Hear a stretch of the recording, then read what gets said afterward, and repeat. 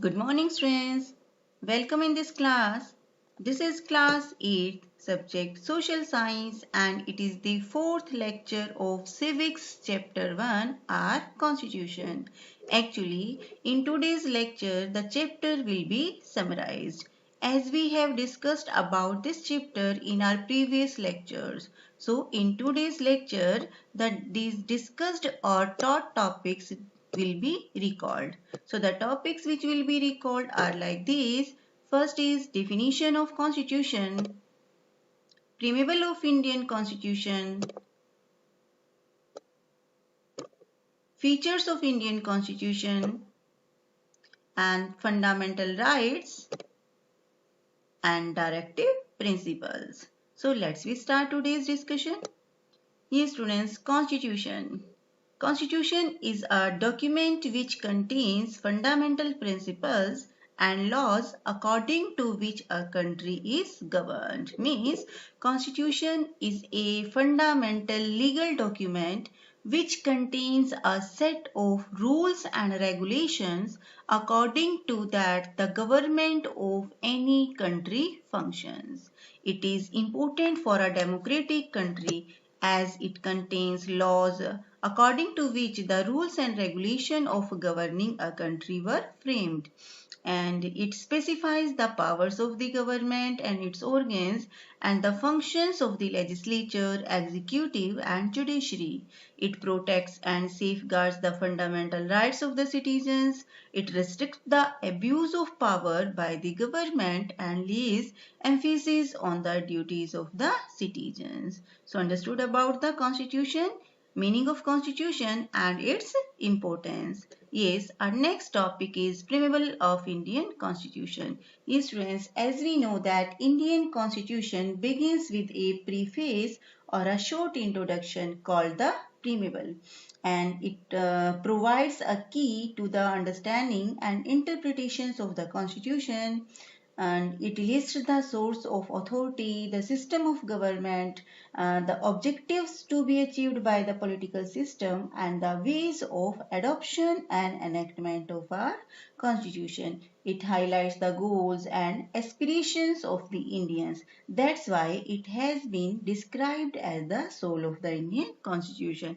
And the preamble of Indian constitution stands for, that is socialist, secular, democratic and sovereign. This is there. Yes, now the key features of Indian constitutions. Yes, we have already discussed about the features of Indian constitution. Like first is world's lengthiest constitution, parliamentary form of government, federalism, separation of powers and secularism. These are some key features of Indian constitution. Now we will have a brief discussion about these features. Yes, students, like world's lengthiest constitution, the Indian constitution is the lengthiest written constitution of the world. Yes, it had 395 articles which were in 22 parts and 8 schedule at the time of commencement. Means when our constitutions was written at that time there were 395 articles, and these articles were in 22 parts and 8 with 8 schedules. But now this time is today, our constitution has 448 articles which are in 25 parts and 12 schedules. So in this way, India's constitution is the world's lengthiest written constitution. Next feature is, that is federalism. Yes, students, federalism is a system of government which has two or more different levels of government. Means more than one level of government. India has adopted a federal form of government to give popular representations at grassroots level. This means that the responsibility of governing our country has been divided into more than one level of government. And in India, we have governments at the center level, at the state level.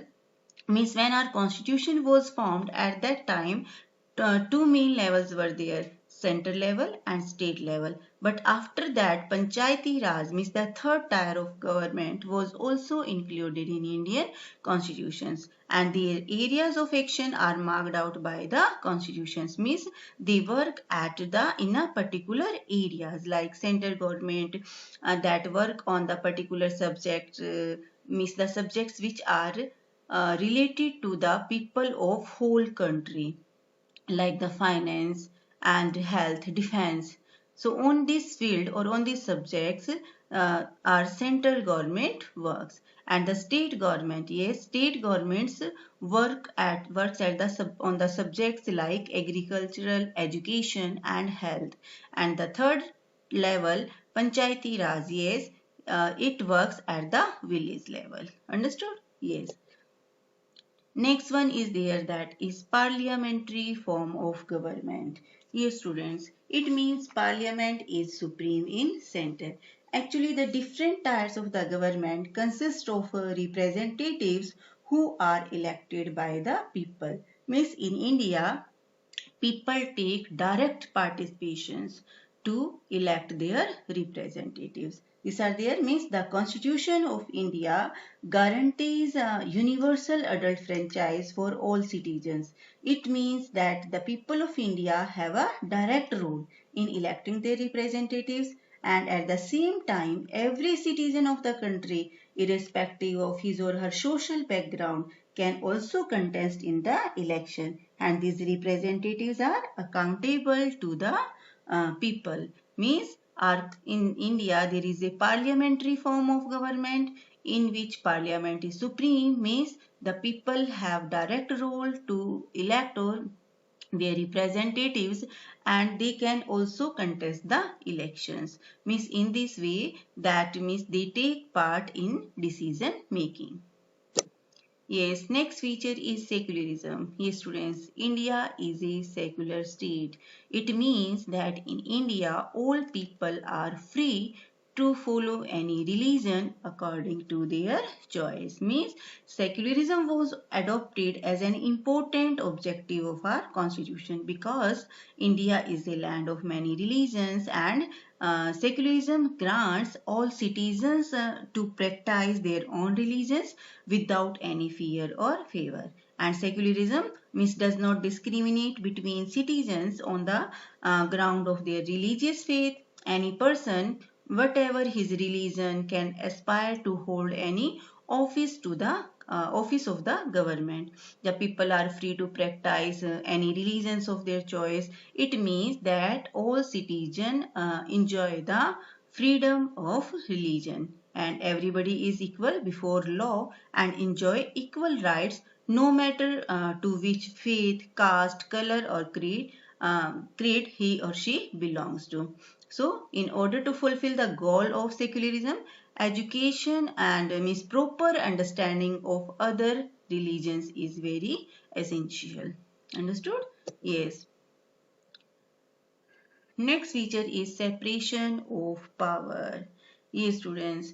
Separation of power means division of power among the three branches of government, and this is legislature, executive, and judiciary. Means these are the three organs of the Indian government in which the power and the functions of the government are divided.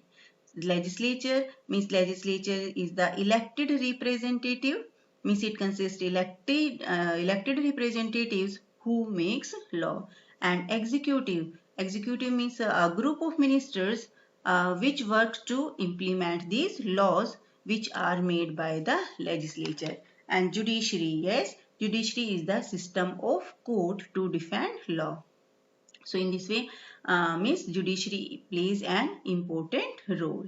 And in order to prevent the misuse of power by any one branch of the state, the constitution provides that each of these organs should exercise different power, means separation of power. So through this power, each organ acts as a check on the other organs of the state. So separation of power ensures the balance of power.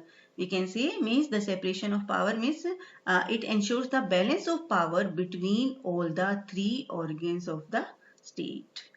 Yes, the next feature is their fundamental rights. Yes, our constitutions guarantees some fundamental rights to its citizens, and these fundamental rights are like right to equality, right to freedom, right against exploitation, right to freedom of religion, cultural and educational rights, and right to constitutional remedies. Yes, students, right to freedom. It means that every person has equal right without any discrimination.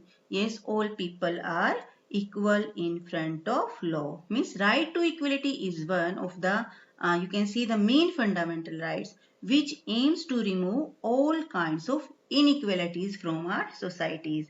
Like it provides equality before the law, and equal you can see equal protections of law is that all persons are equal before the law and shall be equally protected by the laws of the country. And right to equality it prohibits discriminations on background of religion, and no citizens can be discriminated against on the basis of their religion, caste or sex. And equality of opportunities in public employments also. And as we know, as I told yesterday, that according to Article 17, the untouchability is abolished from India. This is there? Yes. Now next feature, next fundamental right is right to freedom. Yes, in which the people are free to follow any follow any religions, and means everyone has the, actually right to freedom means everyone has the right of freedom of speech, expression, the right to move freely and resides in any part of the country, and the right to practice any professions, occupation or business. Yes, next one is right against exploitation. Means the Indian constitution that prohibits child labor, forced labor and human trafficking. Next one is right to freedom of religion.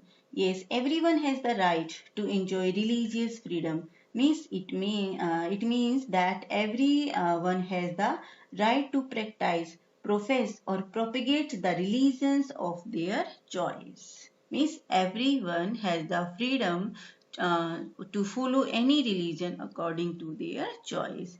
Cultural and educational rights. Yes, our constitution states that all minorities, religious or linguistic, can set up their own educational institution in order to preserve and develop their own culture.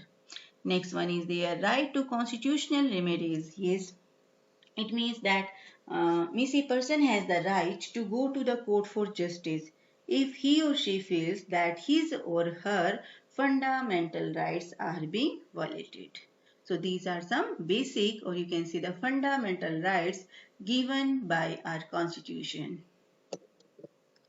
Here students, next one is there, that is directive principles. Yes, directive principles of state policy are the directions to the state is laid down by our constitution to promote social economic equality and establish a welfare society. And the directive principles have their own importance because they are in the form of direction to the state to achieve some objectives. And what are these objectives? Like they aim at securing social and economic justice, they try to secure economic and social equality, and they aim to promote international peace and security, and they aim at establishing grassroots level of democracy and a welfare state.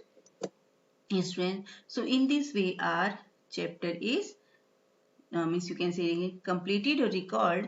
And for the homework beta you will get assignment. For that means for the assignment, uh, go on the adquark.com, means where you daily check your homework. So here you will get the assignment which you have to solve.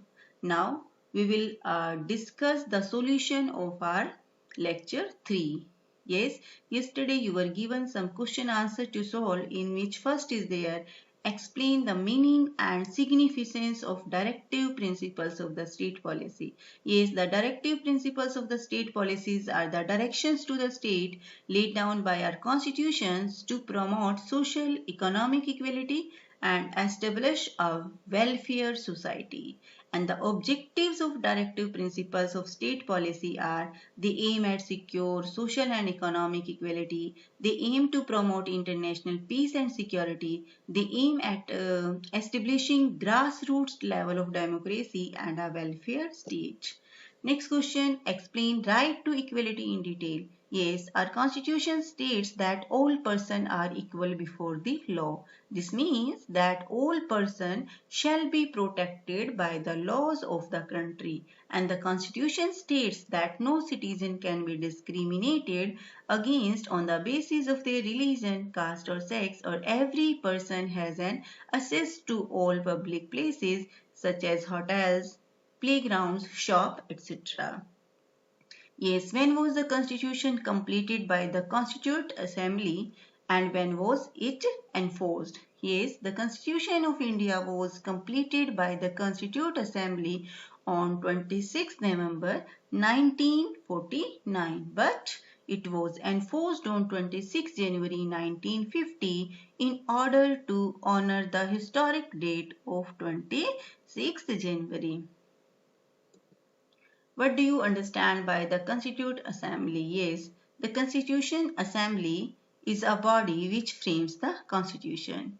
The Indian Constituent Assembly was constituted in 1946 by the members indirectly elected from the provinces of British India and princely states. Already I have told you about this. Provinces of British India and princely state means when India was under the British rules, so they divided the India into some administrative units, and these administrative units which were under the British rule, or you can say government, they were known as the provinces. But some areas were there which ruled independently, and they were ruled by the Indian rulers, and these were known as princely states. So these members, those who framed our constitution, so that these members of the Constituent Assembly, they were means they indirectly elected from the both areas, the provinces of British India also and princely state also. And this assembly took 2 years, 11 months and 18 days to prepare and pass the Indian Constitution. Yes, students. So in this way, our today's lecture is completed. Again, I want to remind you about your homework, that for that you will get a assignment on your on website edquark.com, and check the homework column for it. Thank you.